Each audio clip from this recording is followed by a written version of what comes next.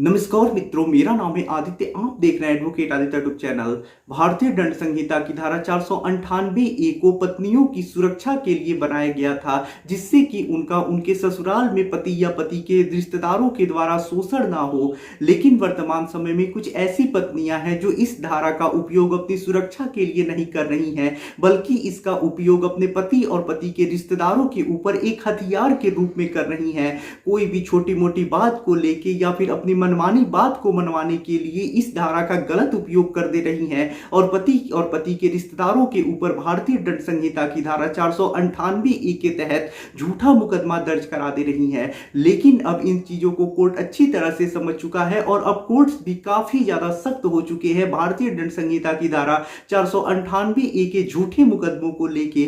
ऐसे मुकदमे जो देखने में ही या फिर पति के पास कुछ ऐसे साक्ष्य रह रहे हैं जिनसे वो साबित कर दे रहा है कि ये मुकदमा उसके ऊपर झूठा हुआ है, ऐसे मुकदमे को हाई कोर्ट अब तत्काल क्वैश कर दे रहा है, यानी रद्द कर दे रहा है, जो कि एक बड़ा परिवर्तन आ चुका है क्योंकि कोर्ट अब सख्त हो चुके हैं झूठे मुकदमे को लेके। इसकी वजह से पतियों को एक बड़ी सफलता मिली है। आज के वीडियो में मैं आपको एक ऐसी ही जजमेंट के बारे में बताने वाला हूं जिसमें पत्नी ने अपने पति के ऊपर झूठा मुकदमा दर्ज कराया था, प्रतिशोध लेने के लिए दर्ज कराया था। लेकिन हाई कोर्ट इस चीज को अच्छी तरह से समझ गया और जो मुकदमा गलत दर्ज हुआ था उसे क्वैश कर दिया।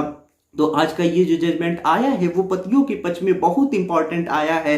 ये एक हाई कोर्ट के द्वारा दिया गया लैंडमार्क जजमेंट है। अगर आपका भी मामला ऐसा ही होगा तो आप इस जजमेंट का उपयोग अपने भी मुकदमे में कर सकते हैं और फायदा ले सकते हैं। तो चलिए अब इस जजमेंट के बारे में डिटेल में समझ लेते हैं। तो चलिए वीडियो को शुरू करते हैं।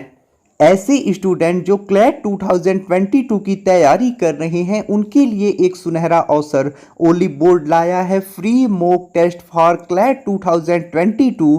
तो अगर आप क्लैट 2022 की तैयारी कर रहे हैं और ये फ्री मॉक टेस्ट देना चाहते हैं तो इसके लिए आपको डिस्क्रिप्शन में एक लिंक मिलेगा। उस लिंक पे क्लिक करके आप जो स्क्रीन पे पेज दिखाया जा रहा है वहां पहुंच सकते हैं। सबसे पहले आपको साइन अप करना पड़ेगा, फिर आपको लॉगिन करना होता है। या तो आप गूगल पे क्लिक करके डायरेक्ट लॉगिन हो जाएंगे या फिर आप अपना ईमेल आईडी, मोबाइल नंबर और पासवर्ड डाल के साइन अप कर सकते हैं। फिर आपको लॉगिन करना होगा। जब आप लॉगिन कर लेते हैं उसके बाद आपको एक पेज मिलेगा जहां पे आपको टेक टेस्ट पे क्लिक करना होगा। जब आप इस पे क्लिक कर देते हैं उसके बाद आपको फिर यहां पे स्टार्ट टेस्ट इन क्लैट पे क्लिक करना होगा। जब आप यहाँ पे क्लिक कर देते हैं उसके बाद आपका टेस्ट स्टार्ट हो जाएगा। आप जो भी क्वेश्चन आपसे पूछे जाएंगे यहाँ पे स्क्रीन पे दिखाई देंगे और उसका विकल्प भी आपको वहीं पे मिलेगा। आपको ऐसे ही जो भी आपके सामने क्वेश्चन आएंगे आपको उसका जवाब देते जाना है और लास्ट में आपको सबमिट बटन पे क्लिक करना है। जब आप क्लिक कर देते हैं उसके बाद आपका रिजल्ट आपके सामने आ जाएगा। इससे आप अपनी गुणवत्ता जान पाएंगे कि आपकी तैयारी किस स्टेज तक पहुंची है। तो अगर आप क्लैट 2022 की तैयारी कर रहे हैं तो ओली बोर्ड की मदद से ये टेस्ट जरूर दीजिए। इससे आपको पता चलेगा कि आपकी तैयारी कहां तक पहुंची है। अब देखिए, ये जो जजमेंट आया है वो भारतीय दंड संहिता की धारा 498 को क्वैशिंग से संबंधित है। ये जो जजमेंट आया है वो मध्य प्रदेश हाई कोर्ट के द्वारा आया है और ये judgment Alok Lodhi versus state of Madhya Pradesh के केस में आया है। अब देखिए, इस मामले में होता कुछ ऐसा है कि शादी के बाद जो पत्नी होती है उसके व्यवहार में काफी ज्यादा परिवर्तन आ जाता है। जो पत्नी होती है अपने पति और पति के घर वालों से लड़ाई झगड़ा करने लगती है। उसका व्यवहार अपने परिवार वालों के खिलाफ काफी ज्यादा क्रूर हो जाता है, काफी ज्यादा अभद्रता शुरू कर देती है, काफी ज्यादा पति और पति के घर वालों को परेशान करना शुरू कर देती है। अपना जो भी सामान होता है उसके साथ ही साथ जो पति का भी सामान होता है, जो ससुर का सामान होता है, उसे भी लेके वो अपने मायके चली जाती है और आने से मना कर देती है। इसके बाद जो पति होता है काफी ज्यादा प्रयास करता है कि पत्नी आके उसके साथ रहे। जब पत्नी नहीं मानती है तो जो पति होता है वो क्रूरता के आधार पे न्यायालय में डिवोर्स के लिए हिंदू विवाह अधिनियम की धारा 13 के अंतर्गत मुकदमा लगाता है। साथ ही साथ जो पति के पिता होते हैं यानी ससुर होती हैं, वो जो पत्नी है यहाँ पे यानी उनकी जो बहू है उसके खिलाफ वो भारतीय दंड संहिता की धारा 406 और 504 के तहत एक आपराधिक केस भी दर्ज करा देती हैं। यानी पति पक्ष की तरफ से दो केस दर्ज होती हैं। पहला तो पति डिवोर्स का केस दर्ज कराता है और दूसरा ससुर के द्वारा एक आपराधिक मुकदमा दर्ज कराया जाता है। अब देखिए ये जब मुकदमे दर्ज हो जाती हैं उसके बाद जो पत्नी होती है वो थाने में जाके कंप्लेन करती है कि मेरे जो पति हैं, पति के घर वाले हैं, मुझे परेशान करते हैं, मुझे प्रताड़ित करते हैं, मुझसे 15 लाख रुपयों की मांग करते हैं, मुझे वहां मारा पीटा जाता है, यही सब आरोप लगाती है। साथ ही साथ कहती है कि मैंने मीडिएशन कराने का भी प्रस्ताव रखा, चाहा कि सब कुछ सही हो जाए, इसके लिए सुलह समझौता केंद्र में भी आवेदन दिया, लेकिन कोई निष्कर्ष नहीं निकला और इस वजह से अब एफआईआर दर्ज किया जाए उनके खिलाफ। तो ऐसे में जो थाने में एफआईआर दर्ज हो जाता है और पति के ऊपर भारतीय दंड संहिता की धारा 498A, 506 और 34 आईपीसी में एफआईआर दर्ज हो जाता है।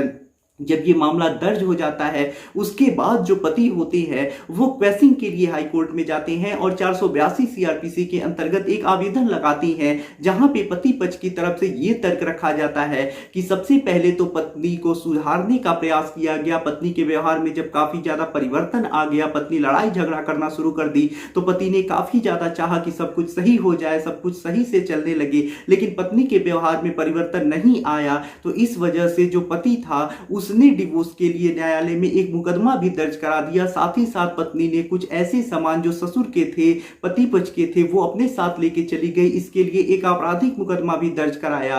तो इसी के प्रतिशोध में, यानी ये जो 2 मुकदमे दर्ज हुए हैं, इसी के प्रतिशोध में जो पत्नी है उसने ये मुकदमा दर्ज कराया है पति के ऊपर, यानी यहाँ पे पत्नी ने प्रतिशोधात्मक कार्यवाही की है। पत्नी पहले कोई मुकदमा दर्ज नहीं कराती है, जब पति पक्ष की तरफ से मुकदमे दर्ज हो जाते हैं उसके बाद प्रतिशोध में ये मुकदमा दर्ज कराई है। इस वजह से ये मुकदमा चलने लायक नहीं है, गलत मुकदमा किया गया है, कोई आधार नहीं है। जो भी आरोप लगे हैं सामान्य आरोप लगे हैं, कोई स्पष्ट आरोप नहीं लगे हैं, यही सारे तर्क दिए जाते हैं और जो ठोस तर्क दिया जाता है वो यही कहा जाता है कि प्रतिशोधात्मक कार्यवाही की गई है और इस वजह से इस मुकदमे को क्वैश कर दिया जाए। तो यहाँ पे पति की तरफ से ये तर्क जब दे दिया जाता है तो पत्नी पक्ष की तरफ से ये तर्क दिया जाता है कि जो 498A का अपराध है वो क्रमिक चलने वाला अपराध है। पत्नी को परेशान किया गया, उससे दहेज मांगा गया, प्रताड़ित किया गया, उससे 15 लाख रुपए मांगे गए, उसे मारा पीटा गया, यही सब आरोप लगाए जाते हैं और आवेदन में ये निवेदन किया जाता है कि ये जो क्वेश्चन का एप्लीकेशन है उसे खारिज कर दिया जाए। अब देखिए जब हाईकोर्ट दोनों पक्षों की सुन लेता है उसके बाद हाईकोर्ट पूरे मामले का गहन अध्ययन करता है, जिसमें हाईकोर्ट भी यही पाता है कि पहले पति की तरफ से मुकदमे दर्ज कराए गए हैं, डिवोर्स का मुकदमा दर्ज हुआ है, साथ ही साथ एक आपराधिक मुकदमा भी दर्ज हुआ है। उसके बाद पत्नी ने ये जो मुकदमा दर्ज कराया है 498A का वो दर्ज कराया है। यहाँ पे देखने में ही ये लग जा रहा है, जो परिस्थितियां हैं वो यही बता रही हैं कि पत्नी ने एक प्रतिशोधात्मक कार्यवाही की है।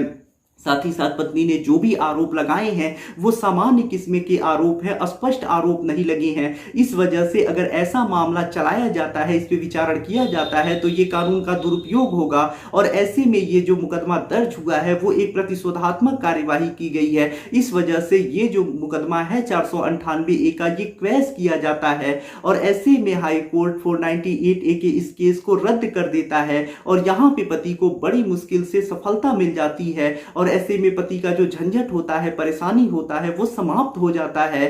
तो यहाँ पे हमें यही चीज देखने को मिल रही है कि अगर आपकी पत्नी ने आपके विरुद्ध कोई प्रतिशोध में कार्यवाही कर दी है, प्रतिशोध में आपके ऊपर भारतीय दंड संहिता की धारा 498A का मुकदमा दर्ज करा दिया है, तो ऐसे में आपके पास ये एक उचित आधार है। आप भी अगर चाहे तो पत्नी के द्वारा जो प्रतिशोध में आपके ऊपर 498A का केस दर्ज कराया गया है उसे क्वैश करा सकती हैं, रद्द करा सकती हैं और जो भी झंझट है उससे तत्काल छुटकारा प्राप्त कर सकते हैं। तो आशा कर रहा हूं ये जानकारी आपको काफी ज्यादा पसंद आई होगी। अगर आपको ये जानकारी पसंद आई हो तो वीडियो को जरूर लाइक करें, अपने दोस्तों के साथ जरूर शेयर करें और यदि आप किसी कानूनी समस्या से परेशान हैं और ऐसे में आप मुझसे फोन पे बात करके अपनी कानूनी समस्या का समाधान प्राप्त करना चाहते हैं तो इसके लिए डिस्क्रिप्शन चेक करें, वहां बताया गया है कि आप किस प्रकार से मुझसे फोन पे बात कर सकते हैं। अगर आपको वीडियो पसंद आया हो तो वीडियो को लाइक करें, अपने दोस्तों के साथ शेयर करें और यदि आप चैनल पे नए हैं तो चैनल को सब्सक्राइब करके बेल आइकन को दबाएं। मिलते हैं नए वीडियो के साथ अगले दिन, तब तक के लिए जय हिंद, जय भारत।